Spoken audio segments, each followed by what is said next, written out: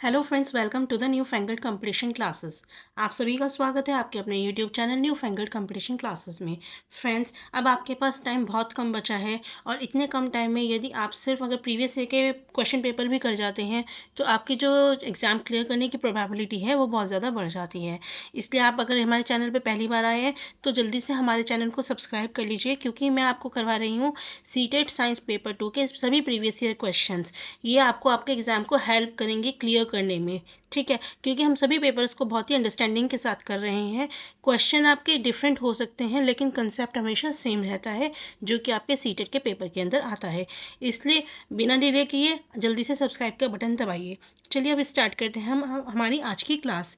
तो आज का बेटा पहला क्वेश्चन है, the cell of a onion peel can be observe in a microscope.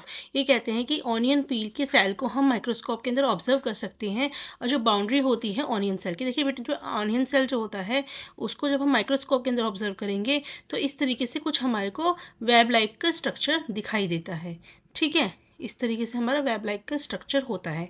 ठीक, अब इसमें बेटा होता क्या है कि ये जो बाउंड्री होती है, ठीक है, अब यहाँ पे दो बाउंड्रीज होती हैं, याद रखिएगा। एक ये होती है, एक इनर बाउंड्रीज होती है, इस तरीके से। ठीक, इस तरीके से हमारी बाउंड्रीज होती हैं, इस तरीके से होती हैं। तो बेटा ये जो अंदर की जो मेम्ब्रेन होती है इसको हम बोलते हैं सेल मेम्ब्रेन। क्या बोलते हैं? Cell membrane. ठीक, तो जो कुछ भी होता है हमारा किसके अंदर होता है? सेल मेम्ब्रेन के अंदर होता है। और इस सेल मेम्ब्रेन को प्रोटेक्शन देने का काम कौन करती है? Cell wall. नाम से ही जैसे पता चल रहा है क्या है? Wall, cell wall. ये जो बाहर की लेयर होती है ये क्या होती है? Cell wall. ये क्या करती है? दीवार की तरह खड़ी रहती है, किसके लिए? सेल मेम्ब्रेन के लिए। और हमारी जितनी भी चीज़ें होती हैं वो सब किसके अंदर होती हैं? सेल मेम्ब्रेन के अंदर। जब आप सेल मेम्ब्रेन के अंदर देखेंगे तो आपको यहाँ पे एक बहुत गोला सा, गोल टाइप का एक डार्क सा दिखाई देगा कुछ। तो बेटा ये होता है आपका न्यूक्लियस। क्या होता है? न्यूक्लियस होता है। ठीक है, इस न्यूक्लियस के बाहर और इस सेल मेम्ब्रेन के अंदर इस तरीके से हमारा कुछ लिक्विड सा पड़ा रहता है। ठीक है, जेली लाइक सब्सटेंस होता है। इसको बेटा हम बोलते हैं साइटोप्लाज्म। क्या बोलते हैं? Cytoplasm.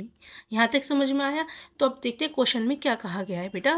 The boundary of a onion wall is called A which is covered by another thick covering called B. मैंने भी बताया थिक कवरिंग किसकी होती है? सेल वॉल की। तो बेटा ये तो आपके हो गया बी। और कवरिंग, इन्होंने कहा बाउंड्री जो होती है ऑनियन सेल की उसे हम क्या बोलेंगे? Cell membrane. बेटा यानी कि ए हो गया हमारा सेल मेम्ब्रेन, और कवरिंग जो अनदर कवरिंग है यानी कि बी हो गया cell wall. Central dense round in the centre of a cell. मैंने भी बताया कि जो डेंस डेंस जैसा हमें दिखाई देता है सेल के अंदर उसको हम क्या बोलते हैं? न्यूक्लियस। तो बेटा सी हो गया आपका न्यूक्लियस। उसके बाद क्या है? Jelly like substance. मैंने भी बताया जेली लाइक सब्सटेंस क्या होता है बेटा? साइटोप्लाज्म। तो डी हो गया हमारा साइटोप्लाज्म। अब देख लेते हैं हमारा कहाँ है। ए सेल मेम्ब्रेन है, बिल्कुल है बेटा, ऑप्शन नंबर 4। तो बेटा आपका सही ऑप्शन होगा ऑप्शन नंबर 4। चलिए नेक्स्ट क्वेश्चन की तरफ चलते हैं। नेक्स्ट क्वेश्चन है, which of the following scientific concepts can be illustrated through the activity given below. एक बेटा यहाँ पे ये एक्टिविटी दे रखी है और हमें बताना है आपको इस एक्टिविटी को देख के क्या समझ आ रहा है कि किस चीज़ का कंसेप्ट यहाँ पे समझाया जा रहा है। ठीक है, तो देखिए क्या है, आप plastic bottle is filled with water. इन्होंने क्या करा है, एक प्लास्टिक बॉटल को पानी से भर दिया है और उसकी जो माउथ है उसकी कैप को बंद कर दिया। मतलब मान लीजिए ये आपकी प्लास्टिक की बॉटल है, इस तरीके से कुछ।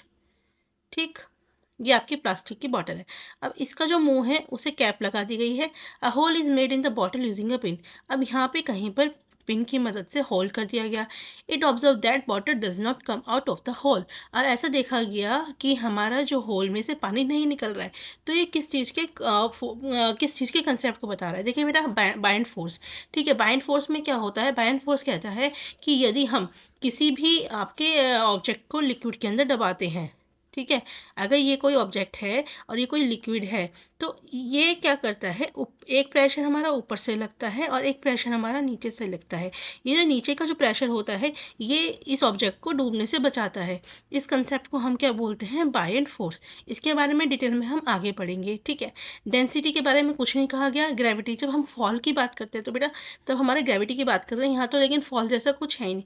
तो बेटा ये एग्जैक्टली हमारा किसके बारे में बात कर रहे हैं? प्रेशर के बारे में बात कर रहे हैं।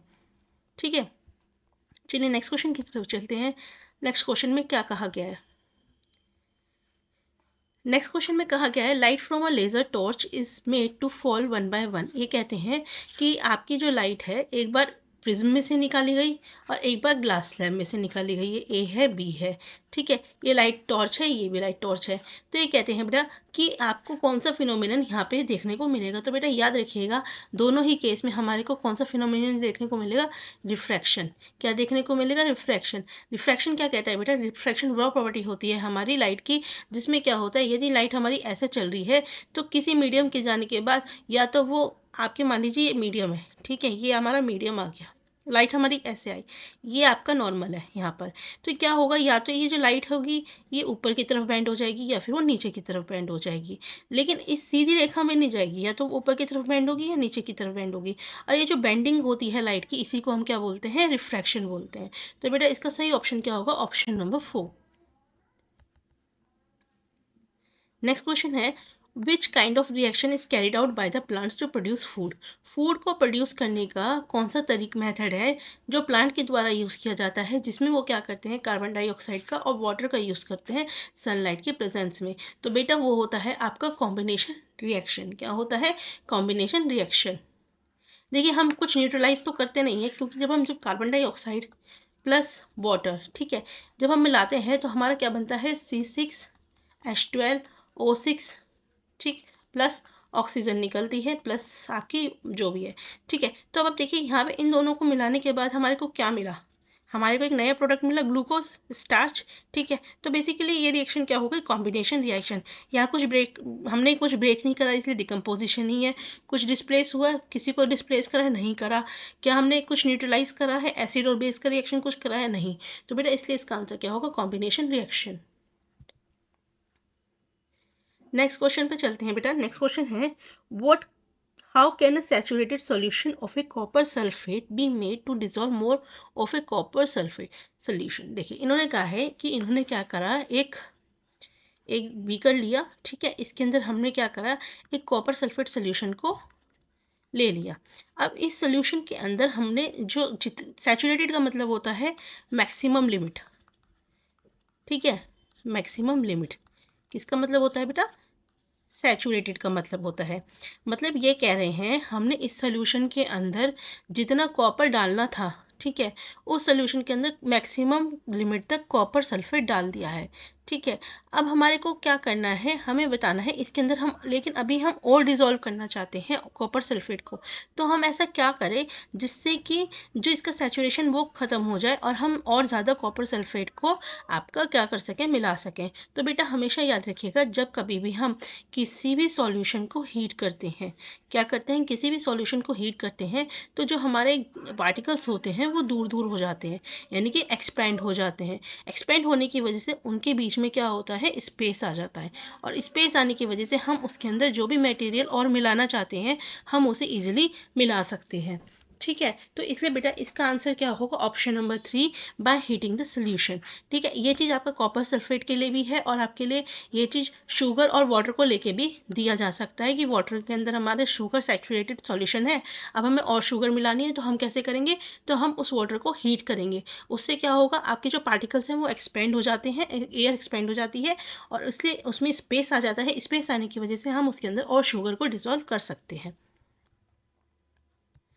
चलिए नेक्स्ट क्वेश्चन की तरफ चलते हैं। नेक्स्ट है बेटा विच of the following combination is correct. हमें बताना है इनमें से कौन सा कॉम्बिनेशन सही है। तो बेटा ये चीज़ें आप देख के खुद भी बता सकते हैं, आप सभी ने पढ़ा होगा, मैंने क्लास में भी बताया था, इस तरह के क्वेश्चंस इंपॉर्टेंट रहते हैं और अक्सर देखने को मिलते हैं। देखिए पोलियो, पोलियो आप सभी को पता है बेटा, पोलियो जो होती है बीमारी ये हमारी एक वायरस के थ्रू होती है। किसके थ्रू होती है, वायरस की वजह से होती है हमारी। तो बेटा होता क्या है इसके अंदर बेसिकली आपका कि आप अगर किसी के कांटेक्ट में आ जाते हैं तो आपको आपका क्या होता है, कांटेक्ट में आने की वजह से या फिर कंटेमिनेटेड फूड की वजह से, ठीक है, हमारे ये आपका फैलता है, करेक्ट। चलिए मैं थोड़ा लिख देती हूँ ताकि आपको याद हो जाए। देखिए पोलियो, पोलियो हमारी किसकी वजह से होती है बेटा, पोलियो वायरस की वजह से हमारी ये बीमारी होती है, करेक्ट। और हो अटैक कहाँ पे करती है बेटा, ये हमारे सेंट्रल नर्वस सिस्टम में हमारे अटैक करती है, ठीक है। और कब होते हैं, जब हम किसी किसी बंदे को ऑलरेडी पोलियो हो रहा हो और हम उसके कांटेक्ट में आ जाएं, तो तब होती है। या फिर किसकी वजह से होती है, हमारी फूड एंड वाटर की वजह से। अगर हम कोई गंदा कंटामिनेटेड फूड या वाटर खा रहे हैं तो उसकी वजह से भी हमारी पोलियो की बीमारी हो सकती है, तो इसे याद रखिएगा। ठीक है, तो हमारा ऑप्शन नंबर ए तो गलत हो गया। नेक्स्ट बात करेंगे बेटा कॉलेरा। ठीक है, कॉलेरा हमारा किसकी वजह से होता है बेटा, विब्रियो कॉलेरा हमारा नाम का पैथोजन होता है, बैक्टीरिया होता है। देखिए ये वायरस की वजह से होता है, और जो कॉलेरा होता है वो हमारा बैक्टीरिया की वजह से होता है। तो बेटा ये बात तो बिल्कुल, दोनों ही ऑप्शन आपके गलत हो गए। ठीक, हेपेटाइटिस बी बेटा हमारा वायरस की वजह से होता है, ना कि बैक्टीरिया की वजह से। करेक्ट। फिर मिजल्स हमारा वायरस की वजह से होता है और एयर के द्वारा फैला जाता है। तो बेटा इसमें ऑप्शन क्या होगा, ऑप्शन नंबर डी, यानी कि ऑप्शन नंबर 1 सही हो जाएगा। ठीक, अब याद रखने वाली बात बेटा क्या है, हमारा जो पोलियो है वो कॉन्टेमिनेटेड फूड और वाटर की वजह से होता है। कॉन्टेमिनेटेड फूड एंड वाटर, या फिर डायरेक्ट कांटेक्ट। फिर उसके बाद हमारा जो कॉलेरा होता है वो भी हमारा कॉन्टेमिनेटेड फूड एंड वाटर की वजह से होता है। फिर उसके बाद हम बात करते हैं हेपेटाइटिस बी। बेटा हेपेटाइटिस बी जो होती है वो किसकी वजह से होता है, वो किसी अनसेफ फूड की वजह से नहीं होता, बल्कि क्या होता है, इंजेक्शन। जैसे कोई गंदा इंजेक्शन हमने लगा दिया, अनसेफ इंजेक्शन। ठीक है, या फिर किसी के कांटेक्ट में आने से, या किसी शार्प अनसेफ शार्प इंस्ट्रूमेंट, इन तरह की चीज़ों से हमारे क्या होता है, हेपेटाइटिस बी हो जाता है। तो हमेशा ध्यान रखिएगा, इतना ही आपसे क्वेश्चन के अंदर पूछा जाता है आपके एग्जाम के अंदर। नेक्स्ट क्वेश्चन पे चलते हैं बेटा। Next question, which of the following organism do not have a bones and moves with the help of contraction and expansion. ये कहते हैं कि ऐसा कौन सा ऑर्गेनिज्म है जिसके पास हड्डियां नहीं होती, बोन्स नहीं होती, और वो एक्सपेंशन कॉन्ट्रैक्शन, एक्सपेंशन लाइक इस तरह, एक्सपेंशन कॉन्ट्रैक्शन, इसकी मदद से हमारा आगे बढ़ता है। तो बेटा वो हमारा ऑर्गेनिज्म होता है आपका अर्थवॉर्म। याद रखिएगा कौन सा होता है, अर्थवॉर्म होता है। नेक्स्ट क्वेश्चन की तरफ चलते हैं। नेक्स्ट क्वेश्चन में क्या कहा गया है, डेफिशिएंसी ऑफ विच माइक्रोन्यूट्रिएंट में result in the poor blood clotting and subsequent bleeding. कहते हैं किस विटामिन की कमी की वजह से, यानी कि इस माइक्रोन्यूट्रिएंट्स की कमी की वजह से क्या होता है, आपके जो क्लोटिंग हो, ब्लड क्लोटिंग में दिक्कत आती है, मतलब आपका जो घाव है वो जल्दी से भर नहीं पाता। ठीक है, तो बेटा वो होता है आपके विटामिन के की कमी की वजह से। किसकी वजह से होता है बेटा, विटामिन के की कमी की वजह से। नेक्स्ट क्वेश्चन की तरफ चलते हैं। नेक्स्ट क्वेश्चन में क्या कहा गया है, when acid A is added to base B. ये कहते हैं ए को बी के अंदर ऐड करा, C is produce along with a large amount of heat. तो क्या हुआ, ए को जब हमने बी के साथ मिलाया तो एक सी प्रोडक्ट निकला, प्लस क्या निकली, हीट निकली अच्छे खासी। C is use in the manufacture of plaster of Paris.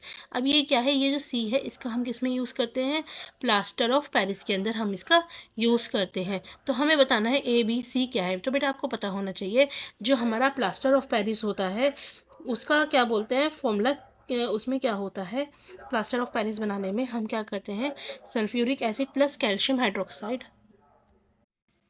तो आपका जो प्लास्टर ऑफ पेरिस है उसका बेटा फॉर्मूला क्या होता है, CaSO4 डॉट हाफ H2O, इस तरीके से आपका कुछ होता है फॉर्मूला। ठीक है बेटा, तो ये हमारा किस चीज़ से बनता है बेटा, आपका ये बनता है आपका सल्फ्यूरिक एसिड, लाइम वाटर, और आपका जो बनता है वो क्या बनता है, कैल्शियम सल्फेट, यानी कि ऑप्शन नंबर 4। सल्फ्यूरिक एसिड का फॉर्मूला क्या होता है, H2SO4, और लाइम वाटर का फॉर्मूला बेटा होता है आपका कैल्शियम हाइड्रोक्साइड, जिसे हम बोलते हैं COH2, और कैल्शियम सल्फेट हमारा क्या हुआ, ये भी मैंने आपको बताया, this is your calcium sulphate, और इसका दूसरा नाम क्या है आपका, प्लास्टर ऑफ पेरिस भी है। नेक्स्ट चलते हैं, which of the following methods can be use to separate a mixture of sand, naphthalene and salt. हमें मिक्सचर दे रखा है बेटा सैंड का, नैप्थलीन का और सॉल्ट का। अगर आपको इनको अलग करना हो तो कैसे करेंगे, तो बेटा सबसे पहले बात समझिए, जो हमारा नैप्थलीन बॉल्स होती हैं इनकी क्या प्रॉपर्टी होती है, जब भी हम इन्हें हीट करेंगे तो ये सीधा सॉलिड स्टेट से गैसेस स्टेट में कन्वर्ट हो जाती हैं।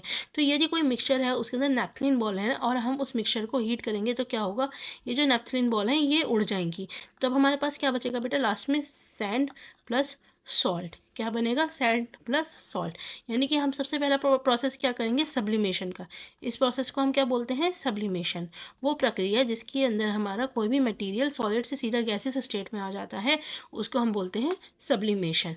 अब आपके पास क्या है, सैंड भी है और वाटर भी है। अब आपको इनको अलग करना है तो आप कैसे करेंगे, तो बेटा इस मिक्सचर के अंदर हम क्या करेंगे, वाटर को ऐड करेंगे। किसको ऐड करेंगे, वाटर को। अब ये जो सॉल्ट होगा, ये जो नमक होगा, ये हमारे पानी के अंदर घुल जाएगा। ठीक है, जब हमारे पानी के अंदर घुल जाएगा तो हम क्या करेंगे, इस घुले हुए पानी और नमक वाले पानी को हम क्या करेंगे, आपकी डिकेंटेशन की मदद से। डिकेंटेशन क्या प्रोसेस होता है, डिकेंटेशन में क्या होता है, हम इस तरीके से एक बीकर को दूसरे बीकर के अंदर खाली कर लेते हैं और लास्ट में हमारी जो जो आपकी हार्ड पार्टिकल्स होते हैं वो रह जाते हैं। तो यहाँ पे तो बेटा सैंड रह जाएगी और डिकेंटेशन के दौरान यहाँ पे क्या आ जाएगा, सॉल्ट प्लस वाटर। ठीक है, अब हमें इन्हें भी अलग करना है सॉल्ट प्लस वाटर का। तो हम क्या करेंगे, इसे इवापोरेट करेंगे, यानी कि हम हीट करेंगे और हीट करने पे हमारा जो पानी है वो उड़ जाएगा और आपके पास क्या रह जाएगा बेटा, लास्ट में सॉल्ट। तो आपका क्या होगा, सबसे पहले सब्लिमेशन करेंगे, फिर डिकेंटेशन और फिर इवापोरेशन। नेक्स्ट क्वेश्चन की तरफ चलते हैं बेटा। नेक्स्ट क्वेश्चन है, why does the speed of a coin falling from the roof of A building towards the ground increase continuously. ये कहते हैं यदि हम एक बिल्डिंग से एक कॉइन को फेंके नीचे की तरफ, तो जैसे जैसे ये कॉइन नीचे की तरफ आता है इसकी स्पीड बढ़ती चली जाती है। तो वो किस वजह से है, वो बेटा हमेशा याद रखिएगा, ये इसलिए होता है क्योंकि जितना हम अर्थ के पास होंगे उतनी ज़्यादा हमारी ग्रेविटेशनल फोर्स क्या होती है, ज़्यादा हो जाती है और जो अर्थ है वो हमारे जो ऑब्जेक्ट है उसे अट्रैक्ट करता है। तो बेटा इसका सही आंसर होगा ऑप्शन नंबर 2।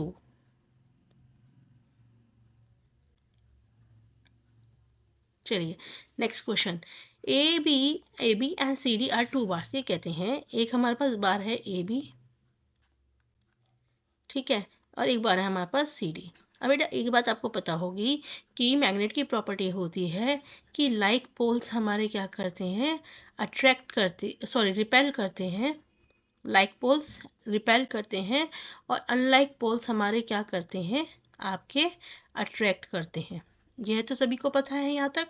अब एक बात समझिए, देखिए यदि मेरे पास एक मैग्नेट है ए बी, तो अगर यहाँ पे क्या पॉसिबिलिटी है कि ये मान लीजिए साउथ पोल है या फिर नॉर्थ पोल, मान लीजिए ये नॉर्थ पोल है। अब क्या है, यदि ये कोई हमारा ऐसा स्टील हुआ या कुछ चिपकने वाली आइटम हुई, आयरन हुआ, ठीक है, कोई आयरन हुआ, तो क्या होगा बेटा, ये मैग्नेट इसे अट्रैक्ट कर सकती है। समझ रहे हो बात को। और या फिर इस पीस की जगह पे, आयरन पीस की जगह पे यहाँ पे अगर साउथ पोल हुआ और दूसरी मैग्नेट हुई, तब भी ये इसे अट्रैक्ट कर सकती है। तो अट्रैक्शन जो है वो हमारे को श्योरली नहीं बताता कि हमारे पास जो दूसरा आइटम है वो एक आयरन का पीस है या फिर वो दूसरी मैग्नेट है। लेकिन अगर मैं दो मैग्नेट है, इनके दोनों के सेम पोल्स, यानी कि इसका भी साउथ पोल और इसका भी साउथ पोल आपस में लेके आऊं और ये एक दूसरे से दूर भागें, रिपेल करें, तो वो एक ही केस में पॉसिबल है जब दोनों की दोनों कैसी होंगी, मैग्नेट होंगी। तो ये बात याद रखिएगा, अट्रैक्शन हमारा श्योर टेस्ट नहीं होता, लेकिन जो रिपल्शन होता है वो हमारा श्योर टेस्ट में आता है। अब अगर आप ध्यान से देखेंगे बेटा, इसमें क्या कहा गया है, and A is repelled by and C, यानी कि ये एंड ए और ये इसका एंड सी आपस में रिपेल कर रहे हैं, यानी कि ए इसका एक एंड और इसका एक एंड आपस में रिपेल कर रहे हैं। तो इससे हमें क्या पता है, दोनों ही बेटा क्या होंगी, मैग्नेट होंगी। तो ऑप्शन नंबर 3। नेक्स्ट क्वेश्चन है, which of the following reaction is least likely to occur. तो बेटा इसमें से जो सबसे कम पॉसिबिलिटी है रिएक्शन होने की वो कौन सी की है, ऑप्शन नंबर 4 की। क्योंकि हमारा क्या होता है, बेरियम हमारा जो होता है, बोरियम ब्रोमीन सॉरी, आपका इससे ज़्यादा स्ट्रॉन्ग तो है, लेकिन क्या है ये इसको रिप्लेस कर रहा है यहाँ पे बजाय इसके रिप्लेस होने के। तो इस रिएक्शन के होने की जो पॉसिबिलिटी है वो बहुत कम है। नेक्स्ट है, why does a paper cup containing water not catch the fire. ये कहते हैं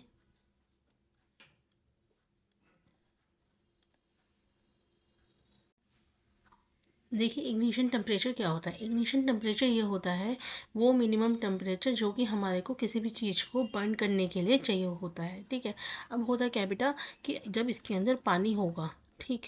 तो इसमें पानी होने के बावजूद क्या होता है, इसका जो इग्निशन टेम्परेचर है ये उस इग्निशन टेम्परेचर तक नहीं पहुंच पाता जिससे वो बर्न हो सके। इसलिए बेटा इसका आंसर क्या होगा, ऑप्शन नंबर 2। ओके, नेक्स्ट है match the following type of joints with its position in human body. हमें क्या बताना है, जॉइंट्स बताने हैं। तो एक चीज़ हमेशा याद रखिएगा बेटा, कौन सा जॉइंट क्या है ये आप खुद भी देख के बता सकते हैं। अब जैसे मान लीजिए जॉइंट्स बिटवीन अपर जो and rest of the head, अगर आप अपने अपर जो और अपने हेड को देखेंगे तो क्या इनके बीच में कोई मूवमेंट हो रहा है, नहीं हो रहा। तो इस तरह के जॉइंट को हम क्या बोलते हैं, फिक्स्ड जॉइंट। करेक्ट। उसके बाद हमारा नेक्स्ट है बॉल एंड सॉकेट जॉइंट। ठीक। हिंज जॉइंट, हिंज आपको हिंज तो सबको पता है, जिसमें हम आगे पीछे कर सकते हैं। पहले ये देख लेते हैं बी का थर्ड कहाँ कहाँ पे है। बी का थर्ड बेटा ऑप्शन नंबर 1 में और ऑप्शन नंबर 3 में। अब ए का देखते हैं, ए में या तो 1 हो सकता है या 2। देखते हैं 1 2 में क्या देखा है। Ball and socket joint, joint between arm and shoulders, या फिर ball and socket joint, joint for back and fourth movement of elbow. तो बेटा ये आप खुद बता सकते हैं।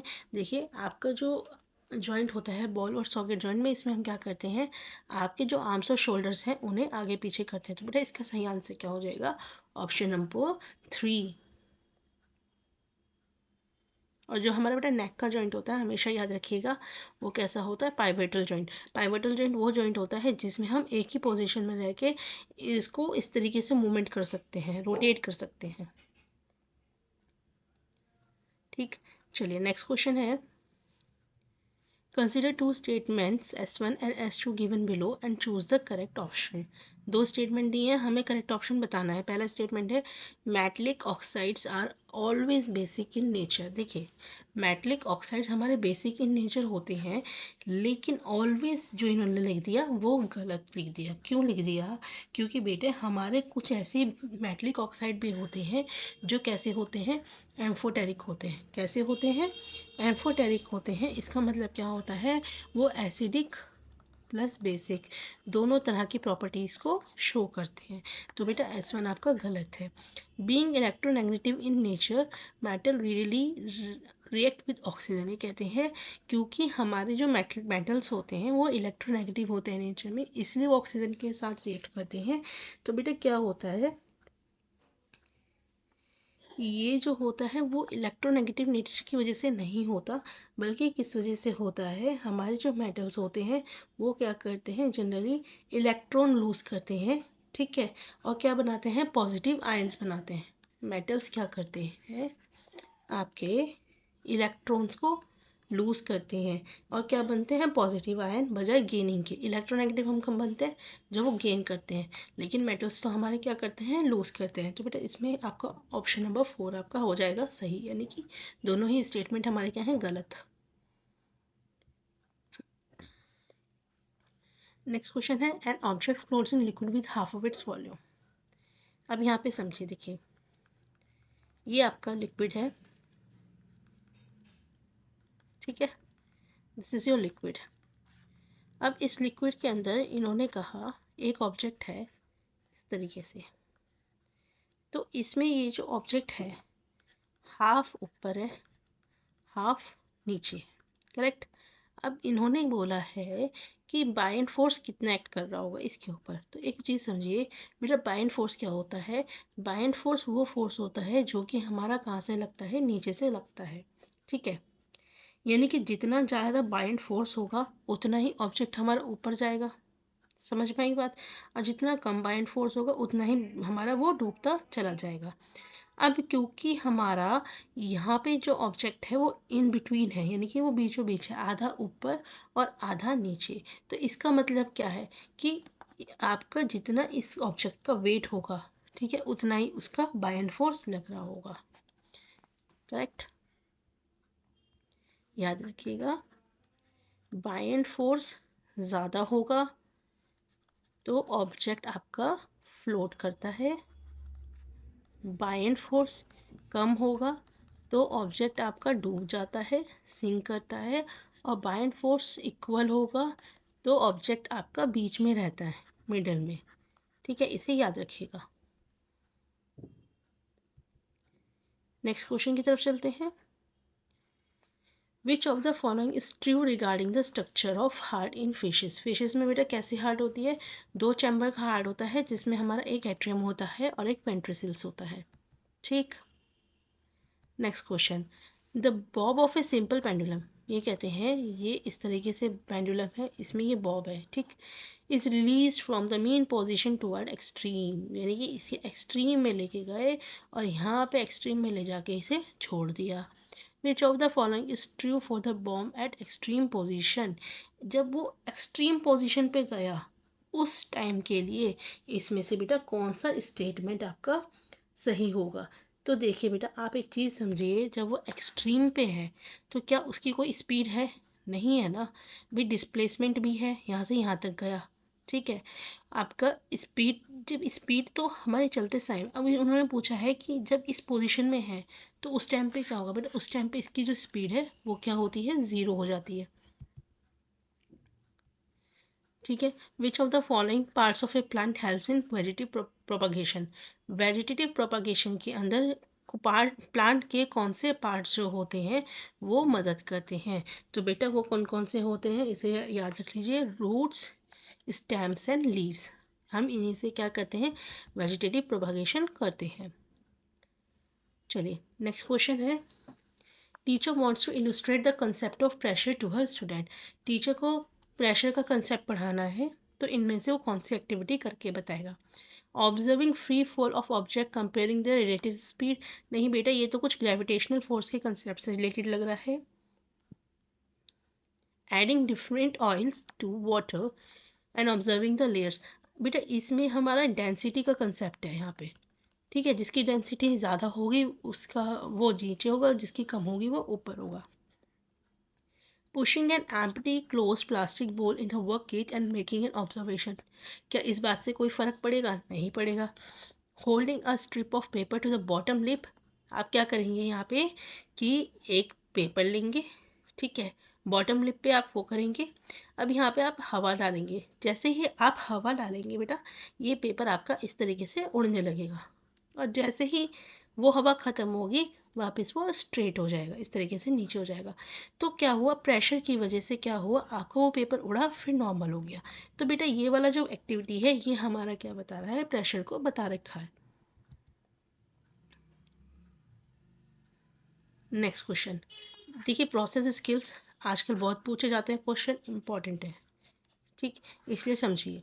सबसे पहले क्या है, breathe in and out normally, breathe कीजिए in and out normally, find out how many times you breathe in and breathe out in a minute. अब हमें क्या करा यहाँ पे, हमें बताना है कि हमने जो ब्रीथ इन करा और ब्रीथ आउट किया, ठीक, वो हमने कितनी बार किया। अब आपको समझ में आएगा यहाँ पे कि जो हमने ब्रीथ इन आउट किया तो हम क्या कर रहे हैं, ऑब्जर्वेशन कर रहे हैं, यहाँ पे हम क्या कर रहे हैं, ऑब्जर्वेशन कर रहे हैं बेसिकली।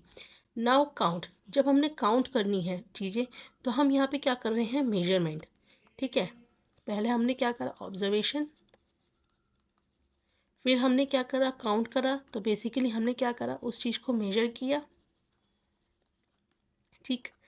फिर उसके बाद क्या कहा है, after running and also in which case according to you will breathing rate be fastest. अब हमने कहा कि दो केस में करा, जब हम धीरे धीरे चल रहे हैं तब ब्रीथिंग रेट हमने करा काउंट, और जब हम तेज तेज चल रहे हैं तब देखा। तो अब हम क्या करेंगे इस केस में कि हम, अब इन्होंने क्वेश्चन में पूछा है कि किस केस में आपकी जो ब्रीथिंग होगी वो फास्ट होगी, तो हम यहाँ पे क्या करेंगे बेटा, प्रिडिक्शन, क्या करेंगे, प्रिडिक्शन। तो ये तीनों चीज़ें हमारी किस में आ रही है, ऑप्शन नंबर 1 में। चलिए नेक्स्ट क्वेश्चन की तरफ चलते हैं। Which of the following is not aligned according to the contemporary view of assessment in science? Assessment in science के नज़र मध्य रखते हुए इनमें से कौन सी चीज़ें सही नहीं है। तो बेटा assessment in science promote scientific inquiry, ये बिल्कुल सही बात है। कॉम्प्रिहेंसिव भी होता है। मेमोराइजेशन, देखिए बेटा नेगेटिव वर्ड, जहाँ मेमोराइजेशन आएगा वो कभी नहीं होगा, तो option number 3। Next, which of the following is an open ended question. Open ended question, close ended question मैंने लास्ट वीडियो में भी बताया था बेटा। ओपन एंडेड क्वेश्चन वो होते हैं जिसके मैक्सिमम पॉसिबल आंसर्स हो सकते हैं, ठीक है। ओपन एंडेड क्वेश्चन होते हैं जिसमें सिमिलर आंसर्स मिलने के चांसेस नहीं होते, सिमिलर आंसर नहीं मिलते, करेक्ट, सिमिलर आंसर नहीं मिलते। ठीक, तो ऐसा कौन सा हो सकता है? State ways in which animal life is affected by deforestation, what would happen if, what factors are affecting the biodiversity. अगर आप बेटा सबसे ध्यान से देखेंगे तो सबसे ज़्यादा जो चांसेस हैं वेरिएशन के वो किस में, ऑप्शन नंबर 2 के अंदर। ठीक, नेक्स्ट क्वेश्चन है, you want to teach the concept of electrical conductivity to the student of grade 6-7। Seventh के बच्चों को इलेक्ट्रिकल कंडक्टिविटी आपको का कंसेप्ट पढ़ाना है। आपको चीज़ें दी गई हैं, रबर है, इलेक्ट्रिक सर्किट है, बल्ब है, मेटलिक पिन है, डिस्टिल्ड वाटर है, सोल्यूशन है। इस कंसेप्ट को समझाने के लिए आप क्या करेंगे? I will write clear meaning of conduction, बेटा लिखना नहीं है, बच्चों को प्रैक्टिकल एक्सपोजर देना है। I will list material on the board and ask the student to categorise, बिना प्रैक्टिकल करे वो कैसे कैटेगराइज करेंगे? तो ये भी नहीं हो सकता, ये भी नहीं हो सकता। I will begin by having my students explore each material, बिल्कुल सही बात है, एक्सप्लोर पॉजिटिव वर्ड, ठीक है, ये पॉजिटिव वर्ड है। आप क्या करोगे? बच्चों से एक्सप्लोर कराओगे कि वो अपने एक्सपेरिमेंट के अंदर सारी चीज़ें लगा लगा कर देखें, ठीक है।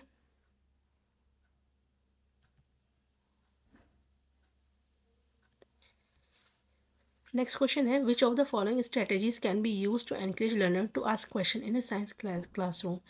कि लर्नर्स अपनी साइंस क्लासरूम में क्वेश्चंस पूछें, इसको एनकरेज करने के लिए आप क्या करोगे?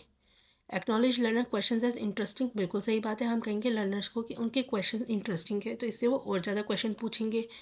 अपॉर्चुनिटीज़ देंगे लर्नर्स को कि वो खुद को एक्सप्रेस कर सके। Providing immediate answer to student question, immediate answer नहीं देना, ठीक है, उन्हें एक्सप्लोर कराना है ताकि ज़्यादा से ज़्यादा बच्चे सीख सकें, ये नहीं है। बच्चों के जो क्वेश्चंस हैं उनको असेस करना, बिल्कुल सही बात है बेटा, इसका आंसर क्या होगा? Option number A, B and D, यानी कि option number 4। Next question, which of the following statement is true about science. Science को लेके कौन सी बात सही है? Experiments are principle route to generation of scientific knowledge, हमेशा एक्सपेरिमेंट ही हो ज़रूरी नहीं है, हमें पता है इंसिडेंटल डाटा भी हमें मिल जाता है। Empirical evidence is use to support and refine ideas in science, बेटा ये बात सही है, हमारे जो एम्पेरिकल एविडेंसेस होते हैं हम उसका यूज़ करते हैं अपने जो आइडियाज़ होते हैं साइंस के अंदर उसे सपोर्ट करने के लिए या रिफाइन करने के लिए।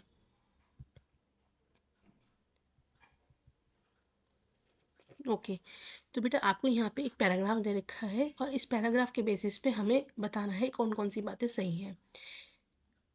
English physician William Harvey discovered the circulation of blood. The current opinion in those days was blood oscillates in the vessel of body. For these views, Harvey was ridiculed and was called circulator. He lost most of his patients. However, before he died, Harvey's scientific idea about circulation was generally accepted as a biological fact. अगर आप पूरा statement पढ़ेंगे तो आपको समझ में आएगा कि इसके अंदर हुआ क्या है। देखिए, जब हार्वे ने डिस्कवर किया, ठीक है, और सजेस्ट किया, तो वो क्या करा, उसने एम्पेरिकल एविडेंस का यूज़ किया। किसका यूज़ किया? एम्पेरिकल एविडेंस का भी यूज़ किया।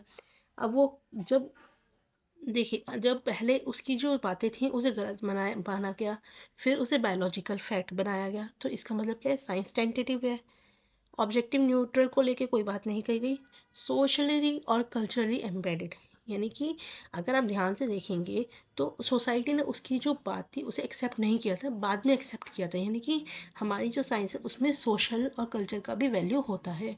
तो आपका सही आंसर क्या होगा बेटा? Option number 4।